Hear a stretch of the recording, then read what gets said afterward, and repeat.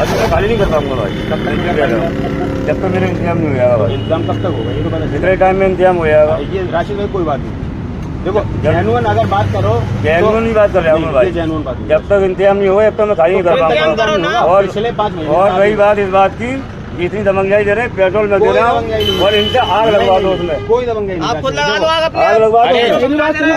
गाली होगी बिल्कुल। हाँ, बगेड़ा फैलाने वाली बात मैं आपको समझा दूँ, सबसे पहली बात तो इनको ये- समझा दूँ, बकेड़ा फैलाने की जरूरत नहीं है की। देखो बकेड़ा फैलाओगे तो बकेड़ा फैल जाएगा। आप जिस तरीके से बात कर रहे हो, आप भाई। ये चाह रहे होगे बगेड़ा पहले, हाँ, तो इस तरीके से तो कोई मसले का हल होगा नहीं। मसले का नहीं आप होगा बता मुझे। तो ऐसे मसले का होगा जब एसटी काम चालू करवा दे रहे हो। माल वाम भरा हुआ है। एक बात बताओ, आपसे 5 महीने से बात हो रही है कि आप खाली कर दो, आप टाइम दे रहे हो 1 महीना 1.5 महीना, फला तारीख, तो आप अपनी जैसे आपने टाइम दे दिया तो अपने आदमी अपना इंतजाम करेगा कि नहीं करेगा? माल मंगाएगा, मजदूर मंगाएगा, बात करेगा ठेकेदार से, तो ये सब प्रोसेस होते हैं। आप तो समझदार हो।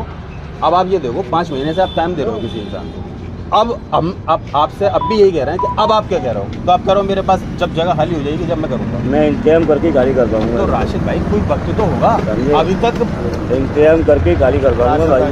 तुम क्या हो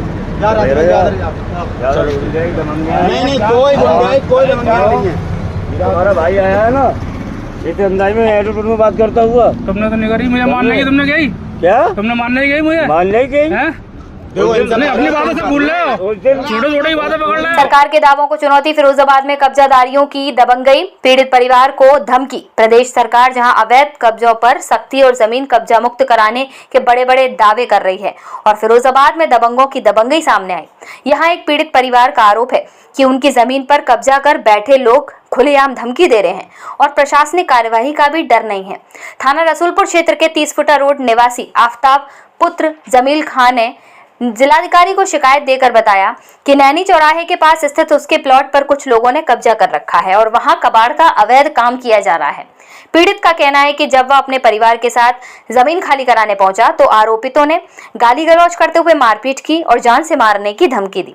बताया जा रहा है कि पूरी घटना का वीडियो भी सामने आया है, जिसमें कब्जा करने वाले लोग पीड़ित परिवार को धमकाते हुए नजर आ रहे हैं। ऐसे में सवाल उठ रहा है कि जब सरकार अवैध कब्जों के खिलाफ अभियान चलाने का दावा कर रही है, तब भी दबंग किस तरह खुलेआम कानून को चुनौती दे रहे हैं। पीड़ित ने प्रशासन से जमीन कब्जा मुक्त कराने और आरोपियों के खिलाफ सख्त कार्यवाही की मांग की। सर, मेरा नाम मोहम्मद आफ्ताब है। कहाँ रहते हो? सर, मैं रहता हूँ, निवासी हूँ 30 फुटा रोड, गली नंबर 10, फिरोजाबाद का निवासी हूँ। क्या मामला है, क्यों आए हैं यहाँ? सर, यहाँ पर हम बहुत परेशान होकर आए हैं। हमारी एक ज़मीन डली है सर नैनी चौराहे पे। सर, हाजीपुरा के बराबर में हमारी एक ज़मीन डली हुई है। सर, उसके बराबर में प्रार्थी रहते हैं एक राशिद कुरैशी नाम के आदमी। सर, वो उनकी ज़मीन हमारे बराबर में भी थी, हमारे पड़ोसी थे। तो साहब उन्होंने हमसे कहा कि भाई हमारी ज़मीन बन रही है, हमें कुछ दिनों के लिए अपनी ज़मीन दे दो आप, हम दोनों सामान रखेंगे, बन जाएगी हम अपना उठा लेंगे। साहब, इस मान लो 3 महीने हो गए, उनकी ज़मीन कंप्लीट हो चुकी थी। उसके बाद में हमने उनसे रिक्वेस्ट करी, भाई साहब अब अपने सामान हटा लो। फिर वो बोलते हैं साहब भाई अभी इसको रखे रहने दो, हम कुछ 5-6 महीने बाद इसको हटा लेंगे, आपके जब बने जब आप हमें बता देना, माल की हाल तत्काल में हटा लेंगे। साहब हमने उन पर पड़ोसी के नाते से भरोसा किया, और उसको भरोसा करने के बाद में साहब उन्होंने हमारी ज़मीन पे सामान, हम जब बनवाने के लिए गए साहब, उन्होंने ना तो हमारे सामान बनवाने दे रहे हैं ना अपना सामान हटा रहे हैं। साहब, हमें तो उम्मीद थी कि ये हटा देगा, हमने उसको पड़ोसी था, हमने भरोसा करा, और उसके बाद में साहब हमने से उनने मारपीट करी हमारे संग में, और हम उसको गए, हमने उसको कहा, गाली गलौज करी।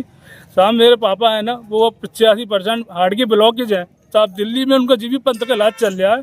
हमने उम्मीद करी थी सरकार से, हम मानने डीएम साहब के यहाँ अपनी तैयारी लेके आए हुए हैं, और हम डीएम साहब से रिक्वेस्ट करते हैं साहब हमारे संग इंसाफ करें और हमारे माँ बाप को हमारी ज़मीन वापस दिलवाएं। साहब, हमने कप्तान साहब के यहाँ भी अप्लाई किया साहब, हमने कप्तान साहब के यहाँ पे तैयारी दिया साहब, मगर साहब प्रशासन कप्तान साहब ने है ना हमें थाने भेज दिया था, थाना रसूलपुर। सर, हम थाने में भी गए साहब, थाने में क्या था, उनका कबाड़े का काम है साहब, कार कटिंग का। साहब, वो गाड़ियाँ काटते हैं साहब। एक विवाद में हमें कुछ टाइम पहले मालूम किया था कि लोग चोरी की गाड़ी काट रहे हैं, और उनके एक भाई जेल चला जा चुका है। तो साहब, इसी बात पे मैंने थोड़ी जल्दबाजी कहा था उनसे, भाई आप चोरी की गाड़ियाँ काटते हैं, आप मेरी जगह खाली करें। तो साहब, इस बात पे उन्होंने बहुत विवाद किया। इसमें जो लड़का उनका था राशिद कुरैशी, इनका एक छोटा भाई है आसिफ कुरैशी, उसका एक कासिम कुरैशी, और एक है आमिर कुरैशी। साहब जी, आमिर जो लड़का था साहब जी जेल जा चुका है साहब, चोरी के इल्ज़ाम में। और साहब, इसी बात के चक्कर में मैंने जब सही मैं इनसे जगह खाली कराने की कह रहा हूँ साहब मेरी कोई सुनवाई नहीं हो रही। माननीय यहाँ आप आए हैं, यहाँ क्या कहा अधिकारी? साहब यहाँ अधिकारियों ने मुझे थाने के लिए भेज दिया और सब थाने में मेरी कोई सुनवाई नहीं हो रही है। साहब मैं माननीय मुख्यमंत्री जी से निवेदन करता हूँ कि मेरे संग इंसाफ किया जाए। साहब मैं बहुत गरीब आदमी हूँ, मेरे संग इंसाफ किया जाए। मैं इंसाफ की गुहार लगाता हूँ माननीय मुख्यमंत्री जी से। साहब मैंने माननीय मुख्यमंत्री जी को मैंने निवेदन भी भेज दिया, मेरे PM पोर्टल पर ऑनलाइन वो भी कर दिया है।